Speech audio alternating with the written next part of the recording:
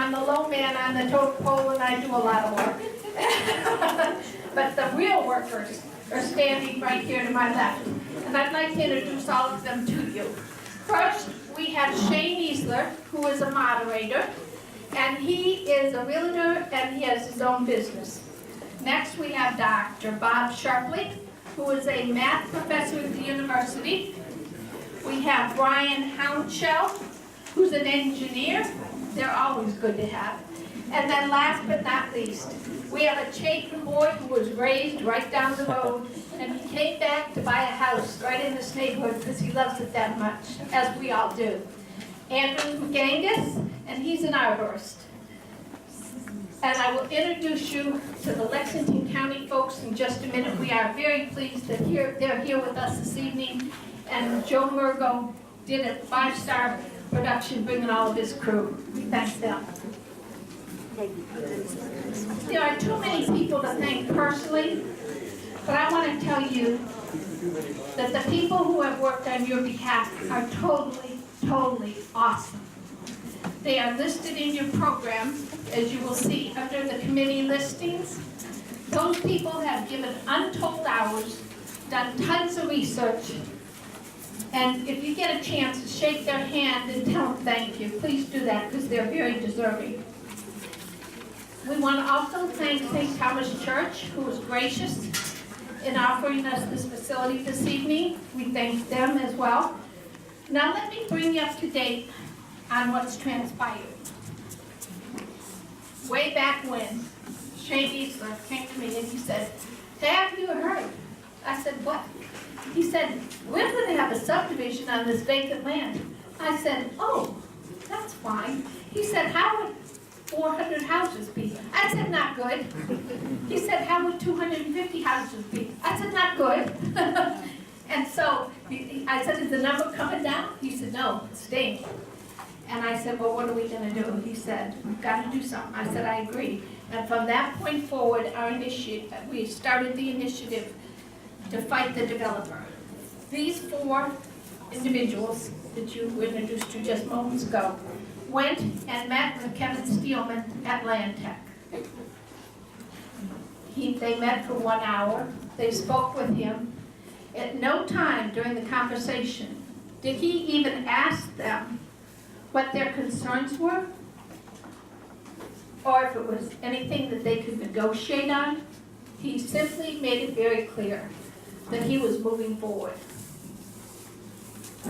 So we proceeded to get together and we formed our committees, and our committees have met several times, and the committee heads have other people working under them, and they've all done their research.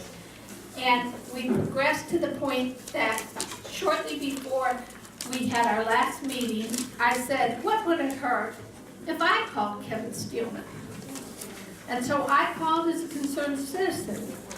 And I said, "Mr. Steelman, I live on St. Thomas Church. We've lived here for 16 years. We bought here because it was an urban area, and I understand you're going to put 500 cars on my road." He said, "Oh no, I'm not putting 500. I said, "Well, how do you figure?" He said, "Well, we'll only have 240 houses. And he said, some of those people will be retired, and some will work the night shift." And I said, "Oh, really? What percentages?" And I said, "Kevin, how many people do you know that don't have at least 2 cars?" And I said, "What if they have a teenager? What does that drive the number to?"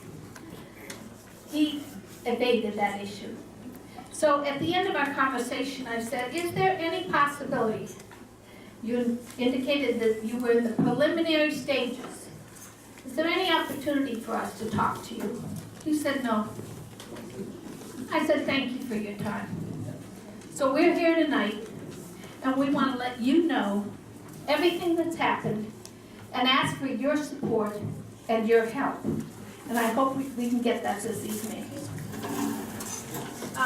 Now I'm going to turn it over to the Lexington County officials who are seated here, and several of them have name badges on, others do not. There is a Chapinite among us here, a man who went to Chapin High School and is now the Lexington County Administrator. That means he's the head dog. Joe Murgo, would you please stand? Joe is with us. And he has been extremely gracious when I've spoken to him each time. And when I last spoke to him, I said, Joe, could you bring some of your folks to tell us what's happening and what the situation is with the county? He said, I'll be delighted to do that. So he did that tonight in strong force, as you can see. So let me introduce Ren Barrett, Ren, the Director of Public Works, Sherry Armstrong, Stormwater Management, who is also, Kimberly Brown is here with Stormwater Management, Charles Garrett, who is here, pardon me? With an N, Garen. Oh, excuse me, first mistake of the night. There'll be many more, I should. Garrett, who is our Community Development, Mike Moore, who is the Building Inspector, Bobby Derrick, who is the Development Administrator, and Walt McPherson, who is the Zoning Administrator. Now I'm going to turn it over to you and let you conduct the session, please. If I don't use a microphone, can you hear me okay, or do you want me to use a mic? Use a mic? Use a mic? Okay. First of all, this is something that I just absolutely love, is about community involvement and citizens who care. I think that's what really helps make Lexington County what it is. Government is about people, and if people don't come out and people don't get involved, then sometimes you get what you really don't want. So I applaud every one of you for being here. I'm pretty clear on what the issues are and what y'all's concerns are. I told Ms. Pierce we would be happy to come, and obviously there's a big group of people who are involved with every development that goes on in this entire county. And so what I told her that what we would not do is speculate on development plans that we don't even have. So there has been no official development plans that have been turned into the county for us to review. So there is no formal plan for these folks up here to speculate on any type of development.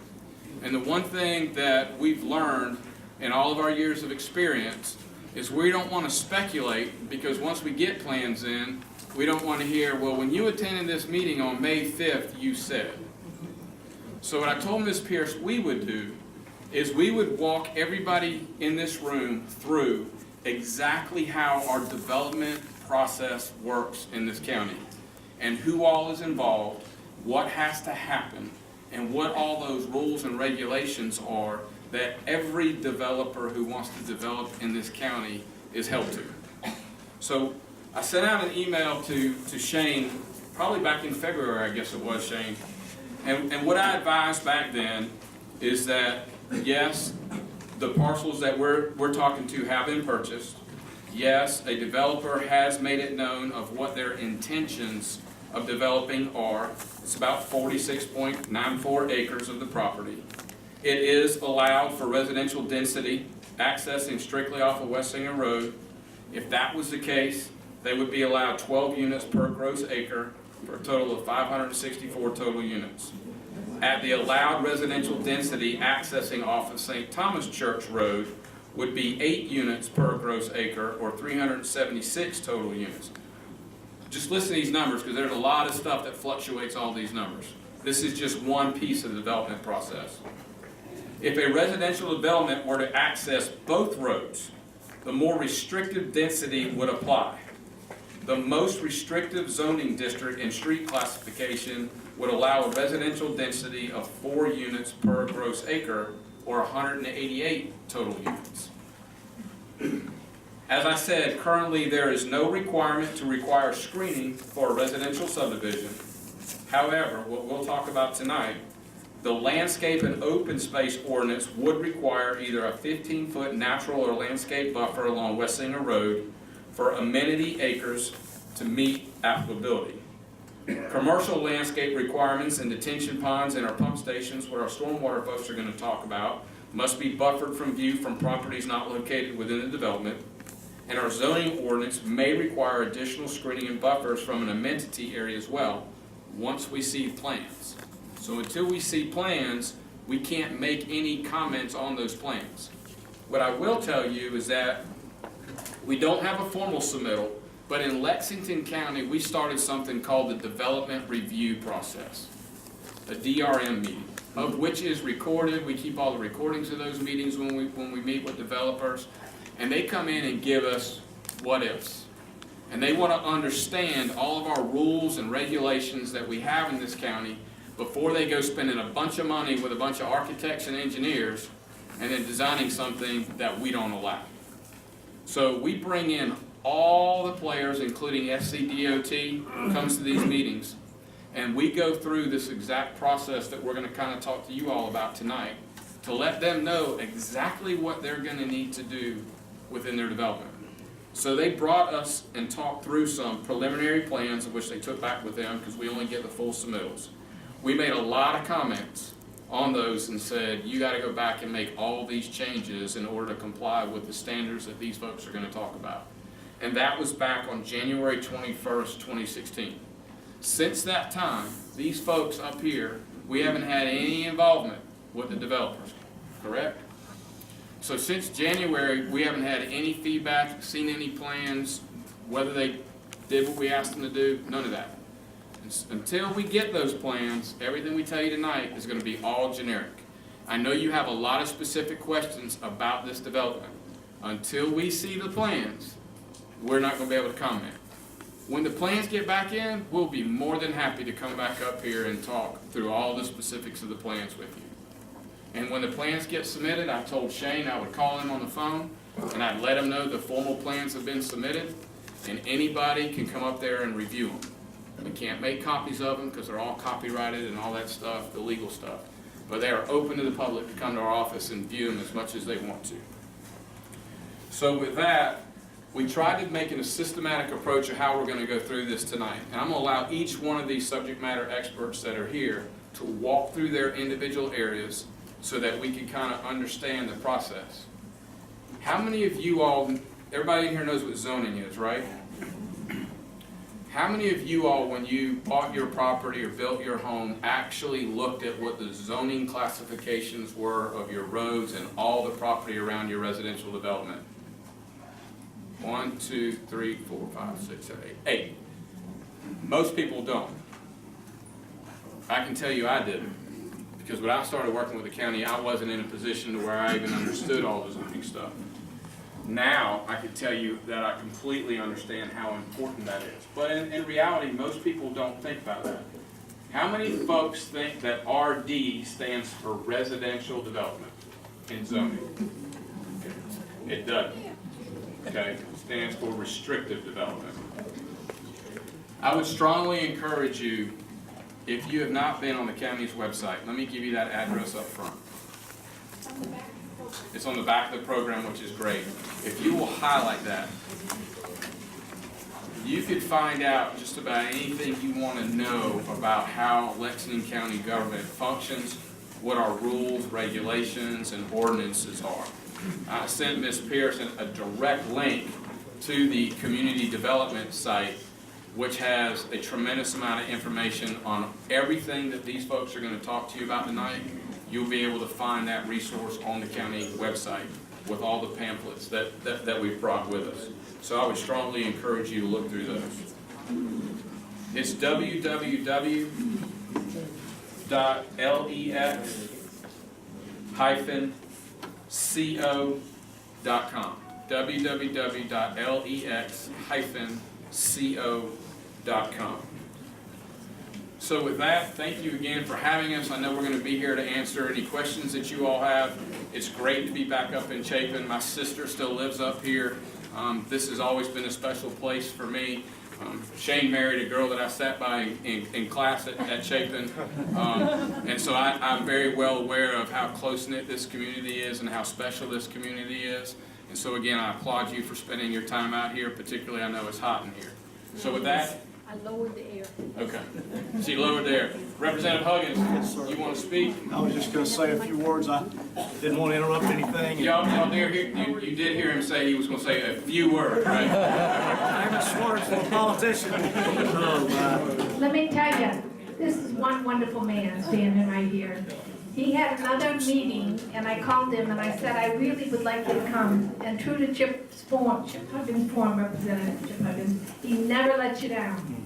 He said, I will fix. If she calls me, I'm gonna be there. So anyway, thank you for the opportunity to say a few words to you this evening. Joe, Ren, this whole entire team, Mr. Guerin, and everyone, thank you all for being here this evening. I can tell you, Lexington County certainly is kind to come out and certainly try to tackle this with you. This is a tough situation and certainly something that we're here to help you with any way that we possibly can.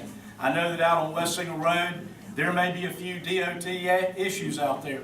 We certainly are there to help you any way we can to get them to the table on anything that we may need. I know that Danny Glenn would want me to do that if we have a need. But I just want you to know we're here to help you.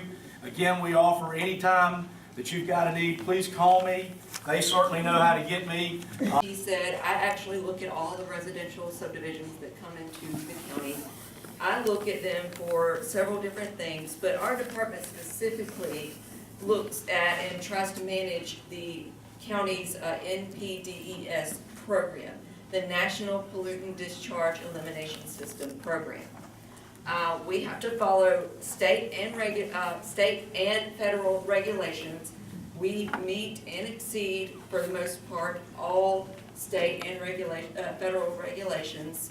We have to make sure that all the pollution discharge and everything else, we have to look at all these things that are going on in our subdivisions.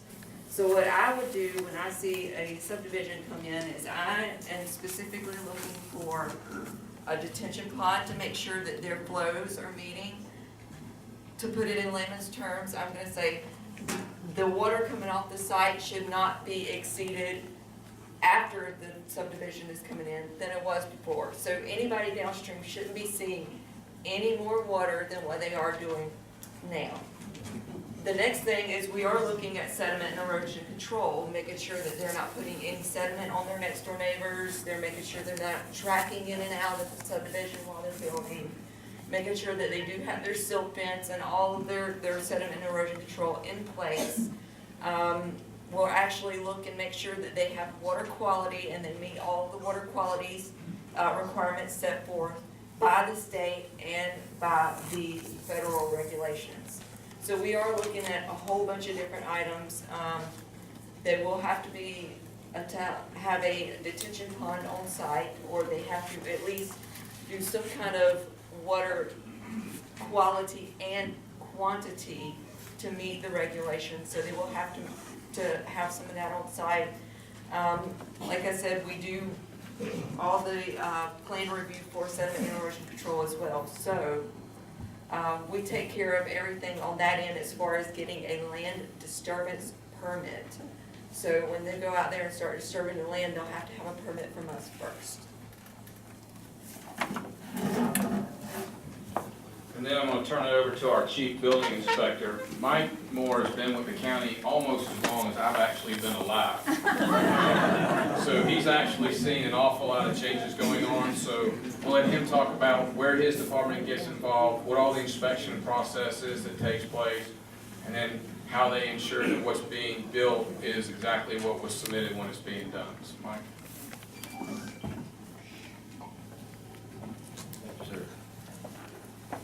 Good evening. My name is Mike Moore. I'm the building official for Lexington County. Our department, the building department, in the project development train, we're the caboose. We're the last approval that's granted before you actually start to see structure come up out of the ground. As that, we're basically also the gatekeeper. We make sure that all the approvals that you've heard people reference tonight, that all those approvals have been granted and are in order prior to the commencement of the construction.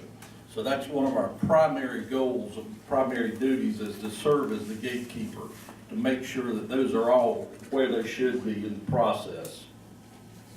During the development review process, we'll first off establish what portions of that project are deemed residential and what are deemed commercial. That is also subdivided into the collective codes that will be applicable to that portion of each project. When all the other requirements have been satisfied and we start issuing building permits, then we actually have inspectors who will be out on site checking to see not only that the project complies with the code, but it's also in line with the previous approvals that have been granted. And we'll follow that process on until the completion, and we actually start issuing certificate of occupancies and people start taking possession of their houses. I think you heard Representative Huggins talk about the difference between a county road and a state road. It's one of those areas that I know that we all recognize, and I know you do too by living in Lexington County. It's a whole lot different than it was back in the 90s. I mean, when I was at Chapin in 91, if you didn't go to Knockies, you went to the gas station at Interstate, and those were about the only two places to eat before a Friday night football game.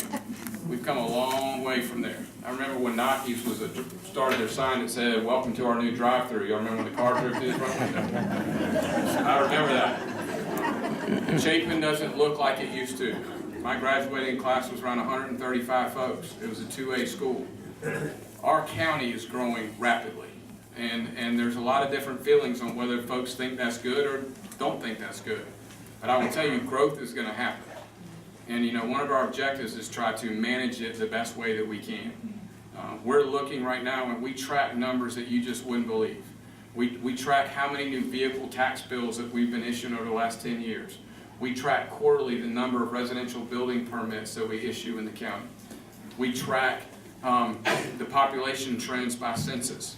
We look at available property that has been deemed topography-wise where a subdivision could be built. We work with all the school districts on doing that.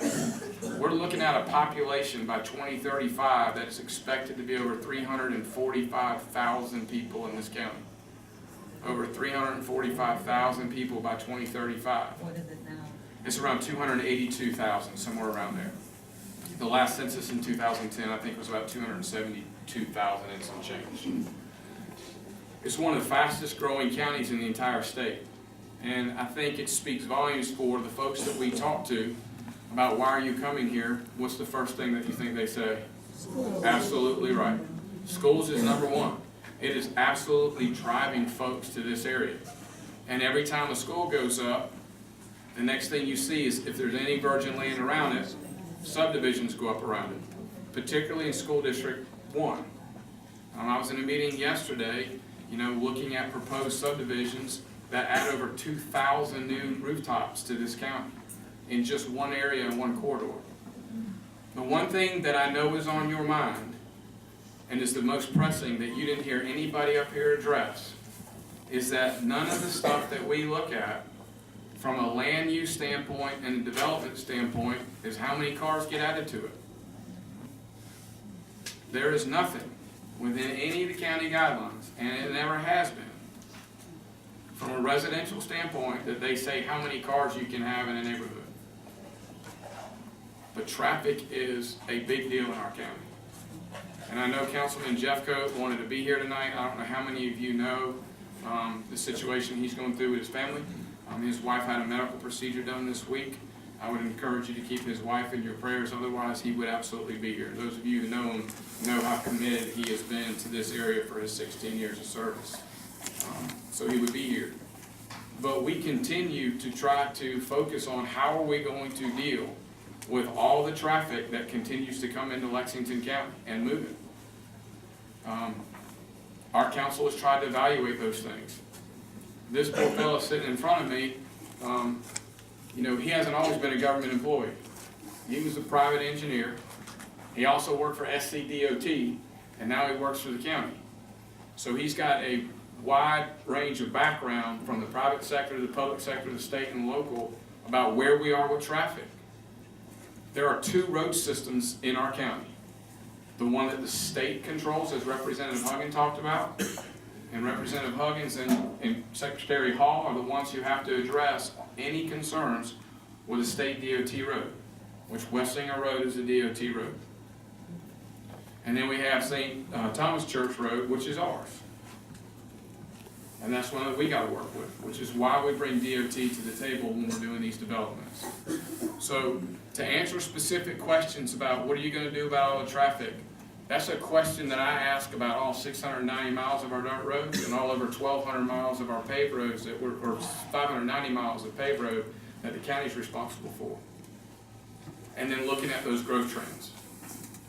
So when the county's out talking about how are we going to fix it, and I will tell you as a resident of the county, for us, for our system, for the county road system, to continue to say that we're going to wait on the folks in the White House in Columbia to fix local issues on local roads. We've been waiting for 28 years, and we're going to wait a lot longer. If we're going to fix county road system in this county, we're going to have to figure it out locally and figure out a revenue source to deal with it. Because we currently don't have the funds coming in to deal with the road systems that we have, whether they're dirt or whether they're paved.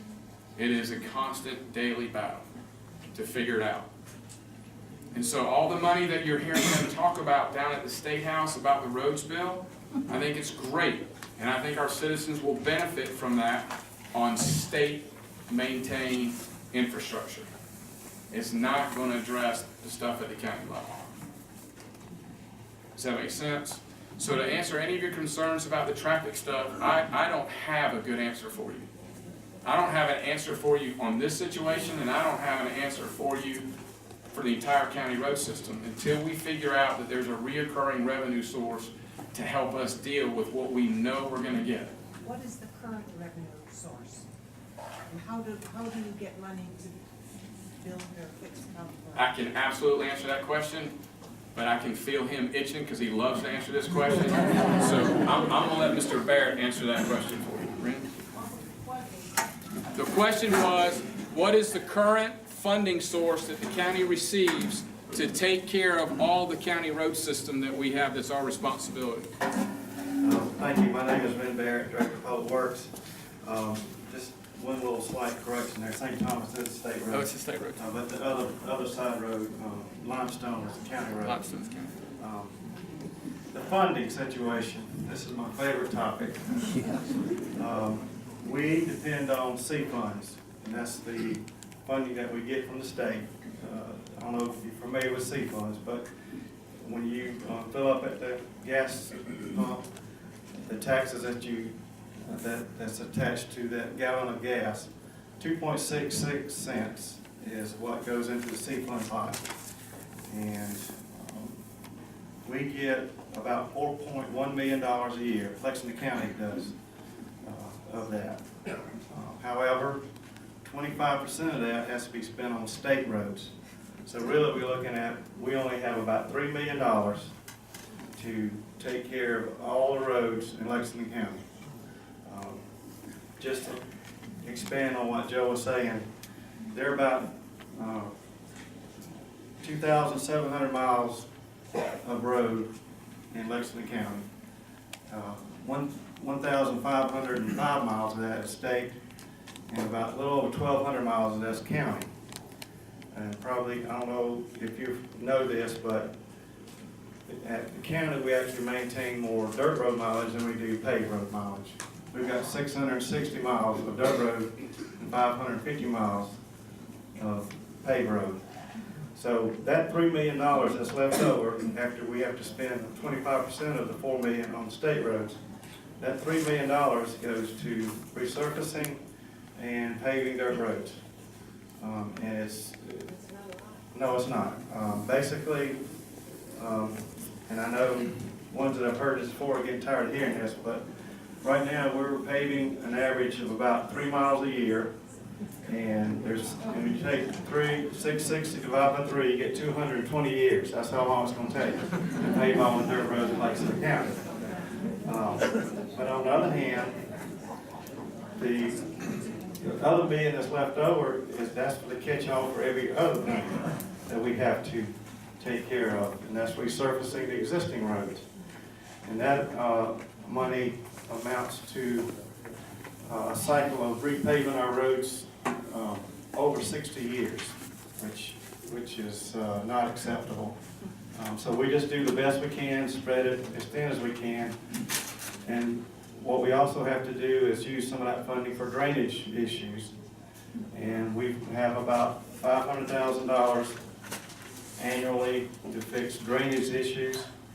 And there's 448,000 acres in the county, land area. So when you divide that over to acres, it ends up being about $1 per acre is what we have to spend for each of y'all in the county to fix drainage issues.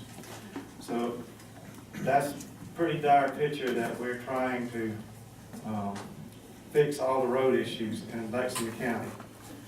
I'm hoping that, as Joe mentioned, some of the monies that as they're talking about at the state level, the only way that it's going to help the county is that some of that is designated to the counties. So I guess we got our fingers crossed on that. But the only other way is to simply try to do something ourselves to try to figure out a just different funding source. But I know Joe says this all the time, that the funding source versus the level of service, all we can do is provide the level of service is what the funding we have. And I'm here to tell you that right now, what we have for the road system is, the only way I can describe it is pretty pitiful. I mean, I hope you understand what we're up against. Tell them what it costs to pave a mile of dirt road. Well, Joe just asked me to give you a couple examples of what it costs to pave a dirt road. There's a lot of work going on right now. State and other counties around us have taken initiative to do a penny type program, so there's a lot of work going on. So we've seen an increase in the cost. Normally it would take about $750,000 per mile to pave a dirt road. The last contract we got, it went for $1 million a mile. Matter of fact, there's one up in this area. But it depends on, obviously, the amount of drainage and how much work you have to do. But still, if it's going at $1 million a mile, that cuts us down to 2 miles a year. So now it's 330 years before we pay all the dirt roads in Lexington County. And then resurfacing, it's about $100,000 to $200,000 per mile, based on how much work has to be done to the subgrade. And our funding, basically, it's about, we need $200 and we have $1. That's the ratio. We have a process on how road classifications can be changed. You can contact Walt. There's a form that you fill out. There's certain standards you have to actually live on that road to be able to file. There's a fee to do that. Your question that you just asked has a lot to do with some legal issues that. You're not going to answer. Correct. Because there's a lot of different things about takings and all that kind of stuff when you get into changing something after the fact, once you find out somebody wants to do it. Y'all been following the Vulcan mining stuff in Batesburg, I'm sure. So, yes, sir. You said you attended taking high 91. I graduated in 91, I did. Did you ever sit in any portables when you were in class? Did I sit in portables in class? A lot. So the school density, Matter of fact, me and Corey McClinton played on the baseball team together, so. the school densities, how is that calculated into your zoning ordinance? The one thing I will tell you about as far as school districts go, they're completely autonomous of county government. So the school boards have their own budgets. A lot of people don't go to their board meetings, but Lexington County Council has absolutely zero involvement and say into what school districts do in Lexington County. Nothing. We don't set their tax millage, we don't set their zoning, what their individual district zones are of who goes to what schools, how many kids are in that school. That's all done at the school board level. But y'all do set the number of houses that are going in the subdivision. We don't, We deal with regulating based on road classifications on what density could be, based on what that road classification is of how many housing units can go on that, if it's an RL4, 4 units per acre, whatever case that may be. But as far as taking virgin land and deciding whether, I'll give you a prime example. You have land that folks have farmed for years, and then that land gets left to an heir. And then somebody comes in and says, I'm gonna give you $6 million for that land. And they go, great, write the check, here's the land, the developer comes in and develops it. There's nothing we can do about changing that. What we can do is what we described to you here, based on what council sets, on what those densities are based on road classifications and use. It's not, so you have a comprehensive plan, that the plan comes every 10 years? The comprehensive plan deals with zoning? It's all taken into consideration, yes. Okay, so you do have some say-so in the density of the zoning of an area? Council does, yes. Yeah, council does, but you can't Yes. say so. So is the county not looked at as far as increasing revenue and development tax? That's the reason for the road issue, right? Well, I will tell you that the county has put a lot of tools in the toolbox, as I like to say. TIF districts have been discussed. Understanding a TIF district, tax incremental financing district, understanding impact fees, understanding the state law that wrote them so you understand how they apply and where they can apply, evaluating what the potential revenue would be from that, and if you could generate $1 million to take care of 1 mile of road based on how many units are there. All those tools are in the toolbox. All those things continue to be debated and discussed. We were fortunate that we have someone who is a developer who was on our zoning board of appeals who actually helped write, was involved with the state law dealing with impact fees. So what I will tell you is that all that stuff has been on the table, continues to be discussed. Nothing's ever been off the table, particularly in a county that's growing as fast as ours. I don't think you can ever close your eyes to what those opportunities are. But I will tell you, Lexington County government, we don't operate any water and sewer system. We have joint municipal and water, you have Carolina Water Service, you have West Columbia, you have the town of Lexington, you have West Columbia, I said Casey, City of Columbia feeds a lot of it. Like City of Columbia is going to be providing the water and sewer for the industrial park right off the exit. So, but it's not us. Yes, ma'am. You were talking about the plans when they originally came to you, and that you guys recommended changes. Can you tell us about the changes that you recommended? They brought us a set of plans and took them with them. It was sketches. They weren't even, yeah, let me just be clear. It's sketches, not You did plans. make recommendations for changes. We gave them these papers, we went through these papers that we just talked about and said, here are all the things you need to do to comply with all the regulations of which we discussed. So within their sketches and open space and buffers, and said, you need to make sure you're aware of this buffer and setback. You need to make sure that you're aware of this landscaping piece. You need to make sure that you're aware of the calculations for stormwater. You need to make sure you're aware of, so we just go through that entire list with them on those sketches. Yes, ma'am. Once they submit the plan to you, how long does it take to go through the approval process?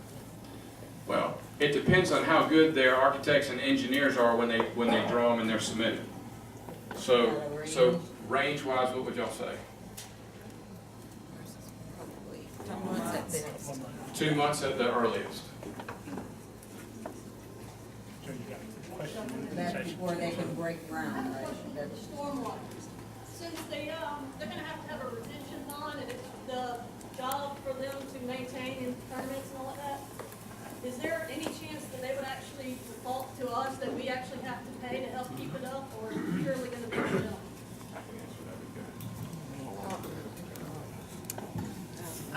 Usually they are turned over to the county for the county to maintain. Sometimes the HOAs within the subdivisions decide to keep them and use them as amenities or something like that. But most of the time, they do get turned over to the county for maintenance.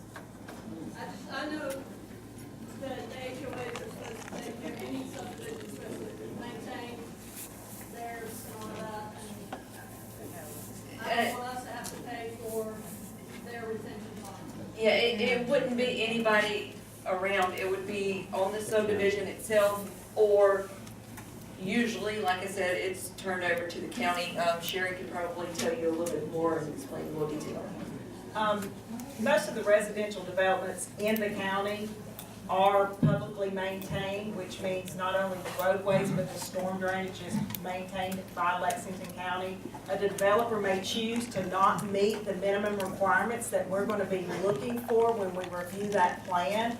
And if that developer chooses not to meet those requirements, when I say not meet, maybe it's put a fence around the pond because he wants to use it for an amenity area for the residents in the subdivision, then they may go private. And when they go private, that means the roads and the storm drainage would be maintained usually by the HOA. But that's typically noted up front when the subdivision is under the review process. And that's for their stormwater pond specifically? Well, it's for, I know, like, they're supposed to have so many years, I think, what is it, the developer has 5 years they control it, and then it switches over to the landowners. now that's something that's in your all's deeds restrictions and stuff like that. I don't know that specifically, because typically they write them. There are some subdivisions that's been out there for 10 years under development. So I don't know the timeline on when it gets turned over to an HOA. But if it's gonna be public roads, it's going to be turned over to Lexington County for maintenance. Not only roads, but all the storm drainage system and the pond. If that's true, and it gets turned over to y'all, is that not our taxes paid to get that done? Yes. The answer to the question is yes. Absolutely. I mean, every development that goes on, any service that the county provides, you know, the more people, the more fire trucks, the more police cars, the more, I mean, we're all in this together, as I like to say. Yes, sir. I'd like to know who is responsible for determining who pays for any incremental sewage capacity that's required for a development. The county doesn't have anything to do with the sewer, so I don't want to misspeak on that, because none of us up here are experts on the sewer tap stuff. All I can tell you is that normally the builders pay for taps up front, and then when they sell the house, that whatever that tap fee is part of the cost that they sell the house for. Well, but Normally. there's two incremental parts. The tap fee is per house, but now you have to have a sewer line to it from someplace, an existing sewer. And I will tell you that that's all built into the calculations of how they come up with what the sewer taps are. I thought DHEC was in charge of approving sanitary sewer additions and changes. That's part of the NTDS permitting process. You got a capacity plant running 1 million gallons a day of sewage, now you want to add 250 more homes, will it meet that capacity? And that's what DHEC does determine of what the available capacity is. That's 100% correct. Let me get him and I'll come back over. Yes, sir. Could you describe the process to evaluate the impact of the traffic as a result of a plan to put in a subdivision? I don't know that we have one. Not on residential development, we don't. Can I say something about that? Yes, ma'am. The impact, what my concern is that when you get back this way, there's no exit out this way. And when you put that many more homes here with that many more cars, if you have an accident, if you've ever tried to come down Wessinger Road and there's an accident, there's nowhere for you to go, nowhere for you to get out. And we've actually had an incident where the police had everybody stopped in their houses because they thought there was a break-in and you couldn't go anywhere. Everybody was locked in their homes. So how do you get out if there's a fire back here or an emergency back here? I would just tell you, as I said earlier on, we haven't seen the plan, so I can't answer any of those questions it would be inappropriate for me to answer the hypothetical until staff gets a chance to look at it. And I'm not familiar enough with that entire area to be able to answer your question. I apologize for that, and it's a great question, and we need to be able to answer it. But until we see all those plans on what we're going to require them to do, I can't answer it. Yes, ma'am. Okay, I've got several comments and questions. The sewer, the Chapin Town Hall are the ones who approve new sewer taps because Chapin would process that. Andy Metz has said we are over capacity for our 2.4 or 1.4 million gallons per day. But Andy Metz keeps approving subdivisions. So if this man has to ask utilities at Chapin Town Hall to buy the sewer taps. So the answer to your question is you call Andy Metz to see if this man has applied for sewer taps. Because it's Chapin Sewer. Okay, does that make sense? Okay, now if they are already over capacity and still adding more, that's another issue. The zoning seems to be in favor of high-density subdivisions, but not in favor of the rural country that we are. Can y'all answer that? Because this is going to add, this is just one subdivision. It's going to add 500 to 750 kids in our school systems, which also you have no control over. You do. You can zone it differently. It's going to add 750 more cars at 8 o'clock in the morning and at 5 o'clock in the afternoon and throughout the day. You guys have some control over this growth. You can change the zoning. You can do this. So why are y'all not considering the impact of the overcrowding of the schools in it? Why y'all not considering the roads? And how many, and this is my other question, how many other similar projects with housing developments in Chapin have y'all approved or have been applied for recently? Because you guys can help this.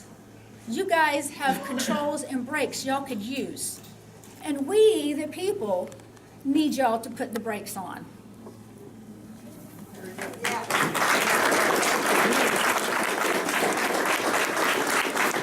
So the way that I'll answer that question is that the zoning that's been here has been here since 1987. So what I will tell you is there's not a single person up here who gets to raise their hand to change that. So what I would tell you is if that is what the community wants, you've got a great opportunity to share that going forward with the folks who represent you, and just share with them of what you all are looking for. And then when that takes place, then all that stuff could be evaluated at that point. So I really do appreciate your point, but the you all up here can't change that. But I will tell you that it is a great thing that if you haven't made that known, to evaluate the zoning. I will tell you from somebody who didn't know anything about zoning, who's been learning an awful lot about it over the last 8 years in the positions I've been in. It's one of those things you got to look at cause and effect. You also have to look at sometimes the unintended consequences of change. So it is something you really need to vet deeply.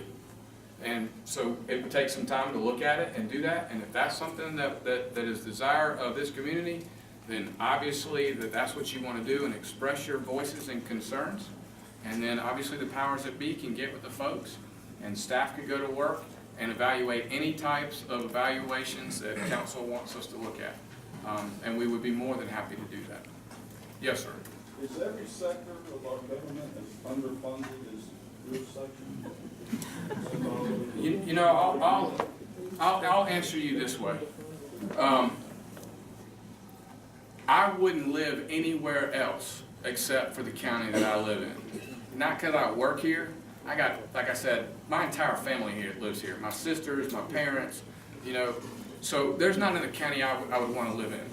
I will tell you that we go through a labor-intensive process of the budget process. I'd be happy to sit down with anybody and go through our budget, 2,000-page document. We line item every budget that we have. We do a modified zero-based budget. There is no spend it or lose it mindset that works underneath me. We have 70% of the entire county budget is personnel.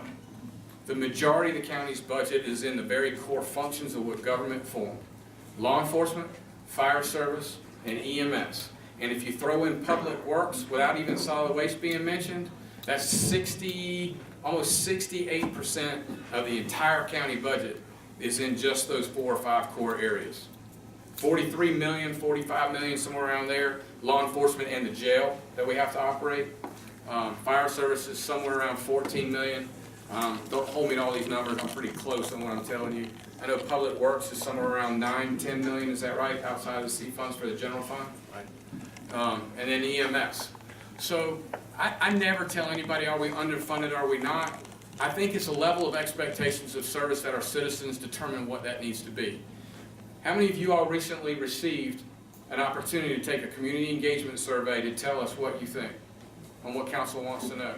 And how many of you all filled it out? And tomorrow's the deadline. I don't know of any government who goes out and asks its customers to take a survey to give us feedback on what we need. Where did that survey go? There were 70,000 postcards that were mailed out based on the registered voter list in the county. So if it's on the registered voter list, you should have gotten it. It's been on WIS, it's been on WLTX. You can go to our homepage and fill it out. The deadline is tomorrow, so the last day to fill it out. It takes probably about maybe 14 minutes to take online, to go online and do it. I strongly encourage you to do that. Go to our county website. You can click on a link right off the homepage to take the community engagement survey. You know, we value our citizens as customers. Just like when you go to a hotel, just like you go to a restaurant. We rely on you to tell us. EMS. What's acceptable of a response time? When you call 911, how fast do you want an ambulance? Well, based on how fast you want one, also determines on how much money you pay for that quality service. If I want a cheap meal, I can go spend $3. If I want an expensive meal, I'm going to go pay $40. I make that choice.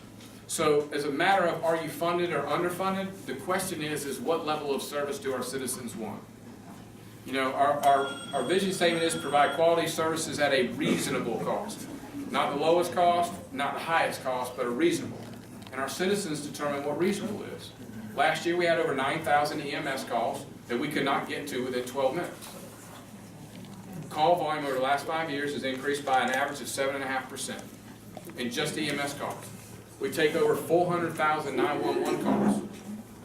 So when you're looking at the growth in the county and you're looking at all those service demands, and I don't want to get on a high horse, and since Representative Huggins isn't here, about what a thing called Act 388 is, and about how that Act 388 has limited the ability to be able to grow the millage rate to keep up with the growth, and how it changes the assessed value on how high you can go versus assessable transfer of interest or how long. Then there's the local government fund that you've been hearing a little bit about, that the Senate at least has recommended another $28 billion in there to be distributed amongst 46 counties. It hasn't been fully funded for over 8 years, this will be the 9th year, to a reduction of over $20 million back to Lexington County over that period of time to provide state mandated services. We house DSS, we house the health department, we house probation, pardon, and parole, we house Veterans Affairs, Election Commission, all the court systems and all that stuff, and that local government fund is supposed to help that. And when you're in a growing county like we are, those are all things we have to balance. But we are blessed. I wouldn't trade up where we are with anybody else for the value that we're able to return. Ren's situation with roads is a lot different.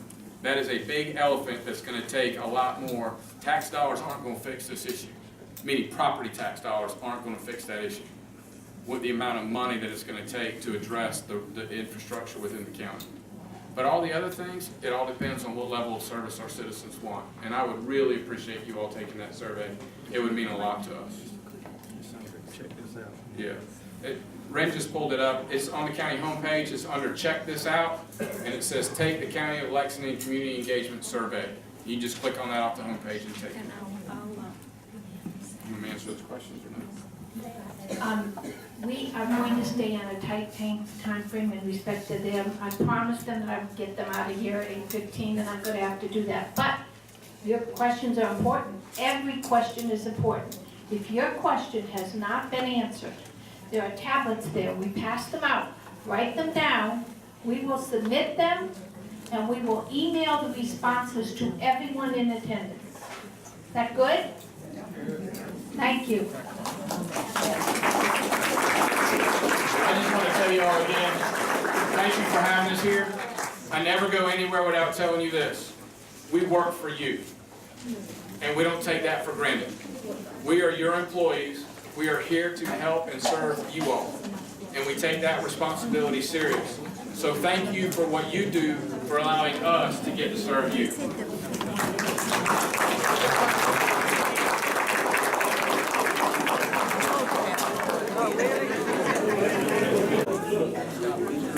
Okay, so move quiet. Thank you. There was a gentleman that arrived this evening who had a campaign flyer in his hand, and I spoke to him and I said that I would prefer that he not hand those out. He was supporting Dino. And I said, this is not a political committee. This is not a political meeting. If we were going to have the candidates, it would only be fair if we had all candidates here. So I'm going to ask you to not distribute your materials, and you are welcome to stay as a concerned citizen, but not as a political representative. Well, I later found out that he put materials on each of your seats. So I am going to ask you, please, to disregard that material and to know that we did not authorize it in any way, and we are not supporting any one candidate, and we are not, this is not a political meeting, this is a community meeting. And I was angry with him, and I asked him to leave. Thank you. He didn't want to leave, but I showed him the door. Well, there was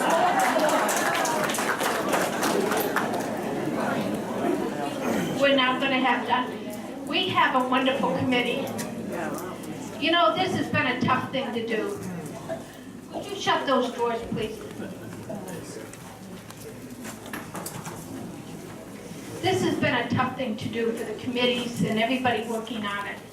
And there have been some really hard decisions that have had to be made. And in doing so, we have wrestled with the best method to proceed. And at the wisdom of these four gentlemen and all the committee members, we have put together what we think is a reasonable course of action. So we are going to let Dana Brown, Shane Eastler, and Jocelyn Sanders discuss what they think is the best process for us going forward.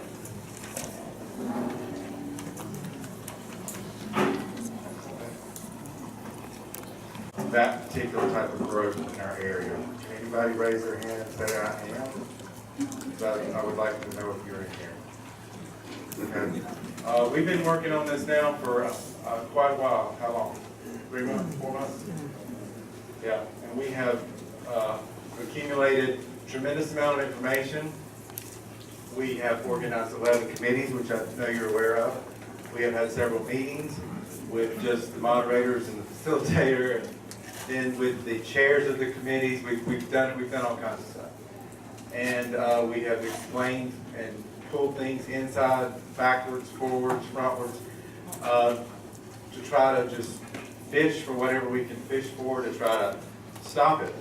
All on our own, we try to do that. And now it's gotten to a point to where we're going to have to do something different. And so that would mean that we're going to have to take legal action. And legal action costs money. Okay? Now, with this particular neighborhood and this particular developer, let me focus in on that. I'm very familiar with their product line, which is Lake Francis, Lake Carolina, Wellesley. I could go on with a couple different other communities.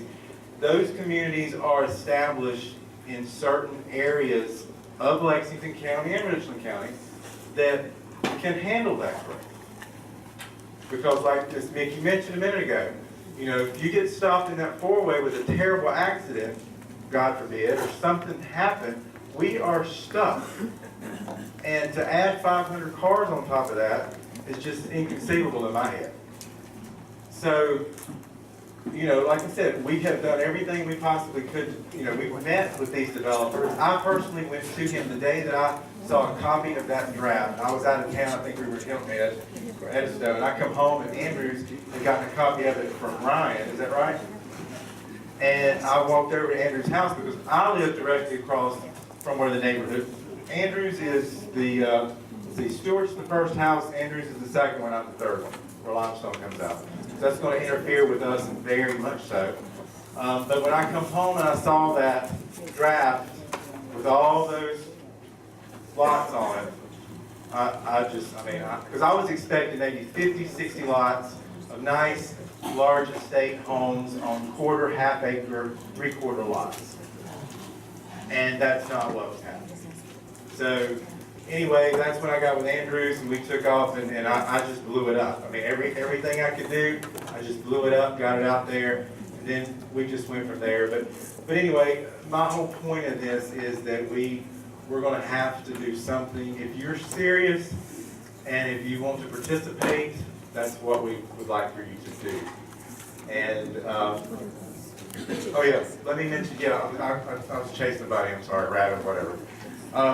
I personally met with them and spent about an hour with them way back when, and they told me that, you know, that nothing had been in concrete, this is blah, blah, blah, and all this kind of stuff. So we talked about different things. And then Andrews, myself, and Ryan and Mr. Sharpley all went down as probably about 4 months later, maybe 3 months later, as concerned citizens of the area, acting dumb, playing dumb. And we got to spend about an hour and a half with Kevin, is he a VP, like president or whatever? Okay. And we saw at that point the type of person that he is, which he was going to be my way pretty much. You know, I'll listen to you, but it's pretty much it is what it is. So, you know, we figured that out after about an hour and a half. And then, of course, Marcia told you what she did. She contacted him. So we're at a point now to where we're going to have to do something. And the only way we can do that is legal counsel. So I'm going to let Dana give her part. Bell.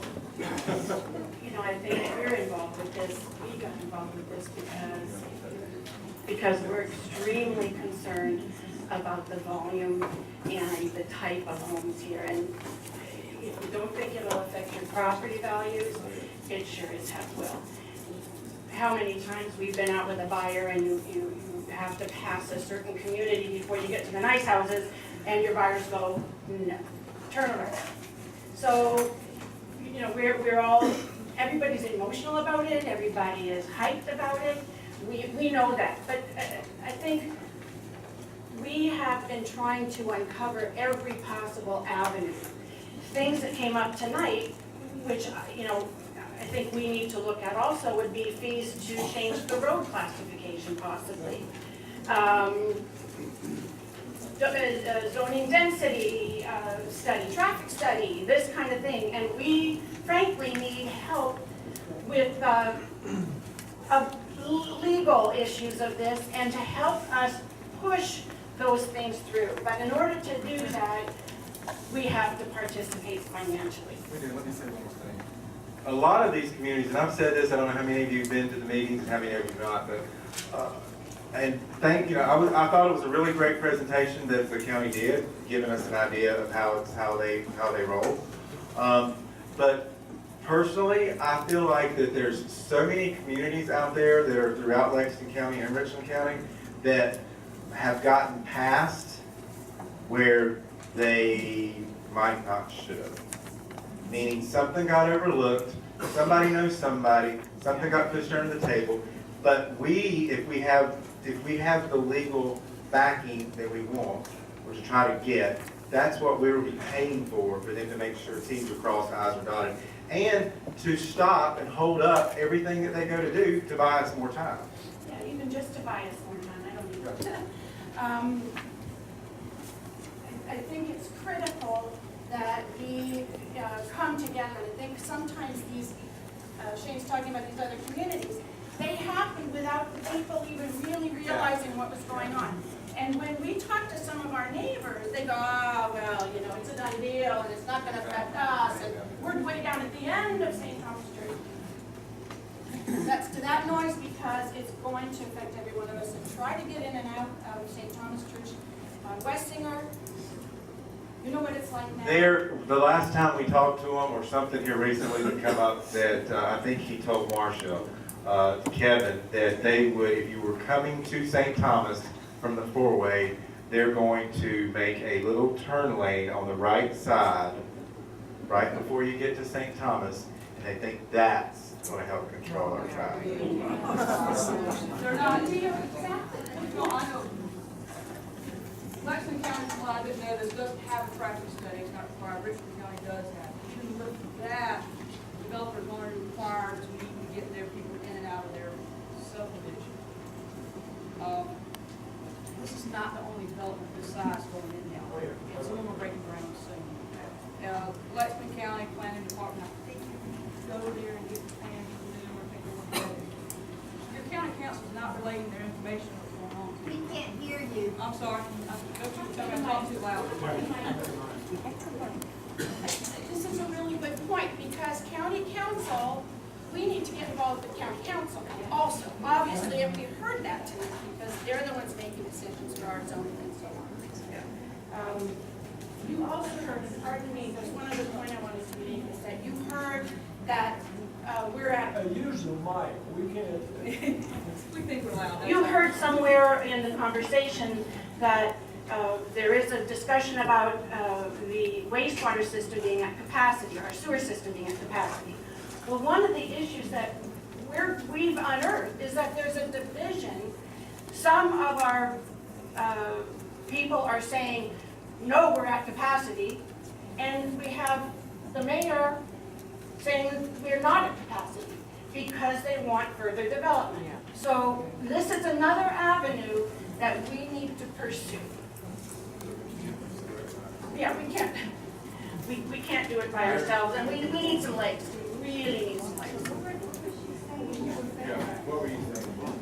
So, the guys from Lexington did a great job tonight, and they're doing what their job is. Now, some of them might certain other things. County council makes all these decisions. Now, every 10 years, and I don't know when the last one, I don't know if 10 years is right, and it changes. There's a comprehensive plan that each county, each town, and each city is required to do. I think it's required somewhere in the governmental laws of government. That is where the zoning comes in. And when that point in time is when they decide what they want to zone. And they bring in an outside firm that does planning, that's their specialty, to do this. And it's to go along with infrastructure, what's in place, so what fits, what we talked about, densities. Also, another thing that controls zoning is when county council votes on changing the code of law, your county code of law, I forget exactly what it's called at this moment, they define what zoning means, and that can be changed. So maybe if it was RD, they can actually change what RD stands for. And I'm not 100% on this. I go to a lot of county councils around the state, and the most important things are what makes changes on a simple level is get this many people to show up at county council meetings. They don't like that, or they do like it. They want to hear from you, but who is at the county council meetings? And I sit in those meetings, I sit in about 3 a year, are real estate developers and engineers. And they're at every one because their company pays them to be there.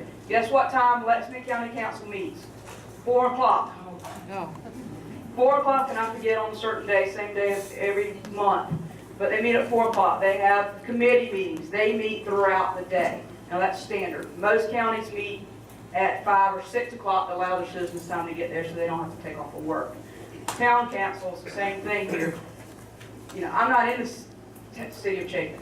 I'm 4th generation here, but I mean, I'm not in there, so I haven't been going, but I think it's going to be important for me to start going because of our new mayor. So there's some things. One is getting to county council and say, hey, we need to require a traffic study plan. They are in the current right now of redoing their stormwater management plan. That's about done. The flood helped that out now. County council wants to be more strict on it. But they will be lenient to them. So our voice matters, and our voice in numbers. There are a couple people that show up and they get tired of seeing those people. So the numbers is what counts if it's really important to you. And there are multiple of these size developments going in on Wessinger and Old Lexington. They're in planning, some will break ground soon, some are just in this developmental phase. So it's not looking good. Can somebody send out an email and tell us Yeah, what when. time, what day, and when to be there? Yes, That would be, we can do that. I would be happy to do that. if we can all trump in there at one time like tonight.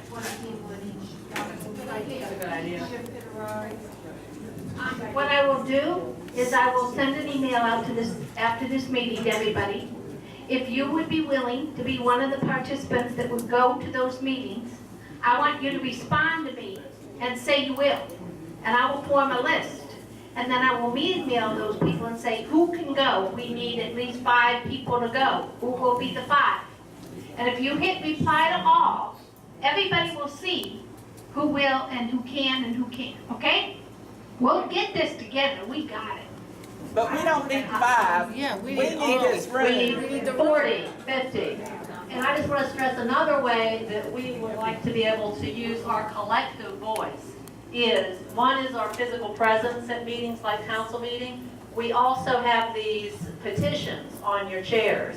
And what we would like to have is a big, thick stack of these petitions. We'd like one signed by every single voter and adult in our area that will be potentially impacted by this development. Because that's another very impactful thing that we can give to our representatives in government to show how many people are very concerned about this development. And why should sign separately? Separately, please.